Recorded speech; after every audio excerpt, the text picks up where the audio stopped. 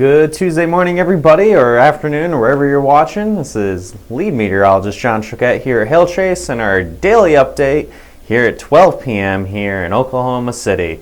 We have our another hail forecast for you today. Unfortunately, it's not looking all that exciting. But hey, it's still February. It's something, and we have something for tomorrow as well. Before we jump into it, make sure you make us a part of your daily routine. You can do that, make it even easier by watching right on our app. You click on that little lightning bolt in the lower right-hand corner. It'll bring up the video, and if you want it to be even bigger and full screen, go ahead, click on that to enlarge it and rotate your phone to landscape mode, and you get us a nice full screen view of these live videos, and it'll be either just the live stream at the time or the most recent live video on replay.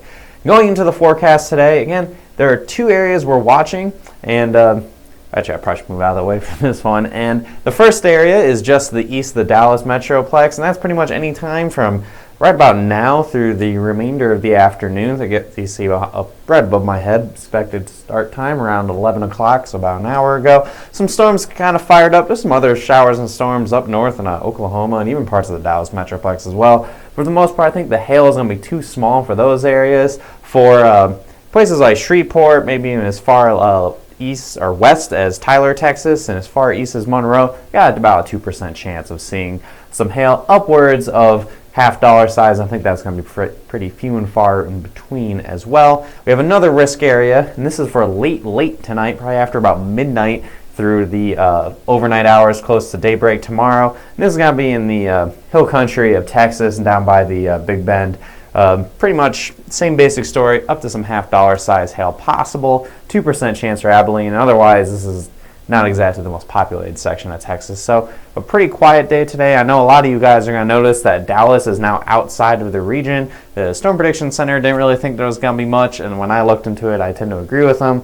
I think there's an outside chance you could see a storm spit out some close to quarter-size hail, but I think for the most part, it's really looking too wet. Same basic problem we had this past weekend of a subtropical jet, or basically this plume of moisture coming in from the Pacific that's just overriding everything here and making it too wet, too many storms fire, and it's really too hard for hail to get going on that. So that's what we're looking at today. I know it's a little bit disappointing for especially a lot of you guys in the Dallas region to see that you're not in the risk, but thankfully we have tomorrow as well, and I think Dallas has a little bit better chance tomorrow.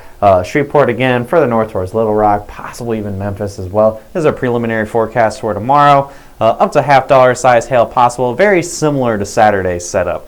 So I would not be shocked if it's very wet and it's a squall line and not so much supercells. There's a chance a couple storms can form, and so right now I'm keeping up to a $half size hail possible. Tomorrow does not look like the big deal that it could have been. Unfortunately, I think there's just too much moisture mucking things up right now, which is kind of funny seeing how most of this winter in this whole area has been very dry.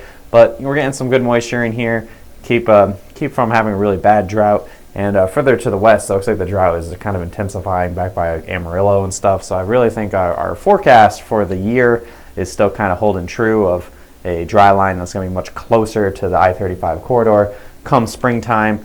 And if you guys are wondering and a little bummed out about the fact that there isn't really big hail chances the next couple days, there's another chance looking forward into this weekend. Right now I'm not really going to go into it too much just because it's been all over the place on the models. And once we get past these risks, we can focus in on the potential for something this weekend as well. And that would be in the Plains states, somewhere in Texas and possibly even far north into Oklahoma. So that's what we're expecting, and then things might be quiet for a little bit. Might get a big snowstorm in the northeast, and after that I think things are going to be rocking and rolling once we get to that second half of March. If you are going to Las Vegas, and I think a good chunk of you guys are, to the Wind and Storm Conference in Las Vegas, check out Hail Trace booths at booth 702. Derek and Brandon will be there. Come say hi, come check us out if you're not one of our subscribers and see what we have to offer. We'll be there for very Ridiculously long hours for being in Vegas, bright and early at 6:30 in the morning on the 1st, 2nd, and on the 3rd, and until 6 p.m. on the 1st and 2nd, that's Thursday and Friday, and till noon on Saturday. And of course, there'll be other events going on as well as awards ceremony on the 1st that Hail Trace is nominated for one of the awards.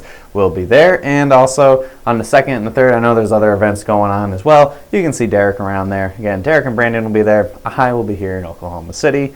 Also, make sure you have those notifications set up for the app. Go to notification options. That's going to be in your desktop computer. You can't do that on the app quite yet.